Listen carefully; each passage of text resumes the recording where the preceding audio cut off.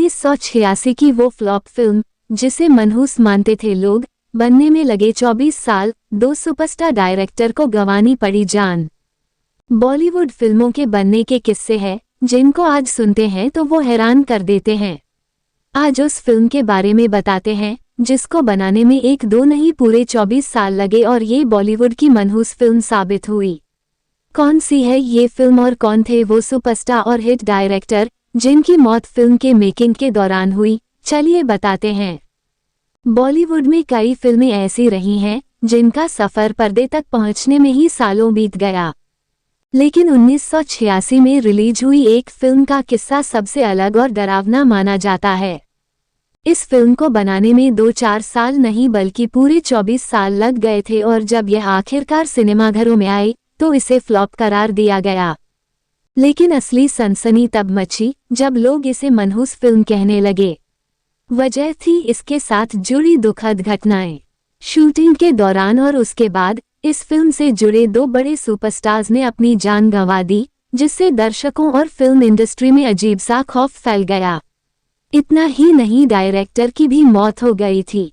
आज भी सिनेमा के इतिहास में इस फिल्म को एक रहस्यमयी अध्याय की तरह याद किया जाता है, जिसने ये दिखा दिया कि कभी कभी पर्दे पर दिखने वाला सपना हकीकत में डरावना सच भी बन सकता है। ये फिल्म थी लव एंड गॉड। 1986 में रिलीज हुई इस फिल्म में खूबसूरत अदाकारा निम्मी और संजीव कुमार लीड रोल में थे। फिल्म को डायरेक्ट हिंदी सिनेमा के इतिहास में ऐसे ही एक जुनूनी डायरेक्टर के आसिफ ने किया था। ये वो डायरेक्टर थे जो करियर में पहली 2 फिल्मों से अपनी धाक जमाने में कामयाब हो गए। फिल्म ऐसी जिसने न सिर्फ फिल्म के कलाकारों का करियर बल्कि बॉलीवुड का ही इतिहास बदल दिया था। ये फिल्में थीं साल 1944 में आई फूल और फिर साल 1960 में मुगल-ए-आजम। लेकिन लव एंड गॉड के बनने की प्रोसेस इतनी दुखद रही कि इसे लोग भूल नहीं पाते। दरअसल आसिफ ने लव एंड गॉड को मुगल-ए-आजम की तरह एक ऐतिहासिक फिल्म बनाने का सपना देखा था। ये फिल्म लैला मजनू की प्रेम कहानी पर आधारित थी, जिसमें लैला का किरदार निम्मी और मजनू का किरदार गुरुदत्त को निभाना था। गुरुदत्त शुरू में इस रोल के लिए तैयार नहीं थे, लेकिन आसिफ ने उन्हें मना लिया। साल 1962 में शूटिंग शुरू हुई, लेकिन इसके बाद जो हुआ उसने सबको चौंका दिया। ये वो दौर था जब गुरुदत्त अपनी पर्सनल लाइफ में कई परेशानियों से जूझ रहे थे। उनकी फिल्म कागज के फूल बॉक्स ऑफिस पर असफल रही थी, जिसके कारण वे आर्थिक तंगी में थे। उनका घर तक गिरवी रखना पड़ा था। इसके अलावा उनकी पत्नी गीता दत्त के साथ भी उनके रिश्ते तनावपूर्ण थे। एक रात गीता दत्त के साथ उनके झगड़े के बाद वह घर छोड़कर चली गईं। गुरुदत्त ने खुद को कमरे में बंद कर लिया और शराब के साथ नींद की गोलियां ले लीं।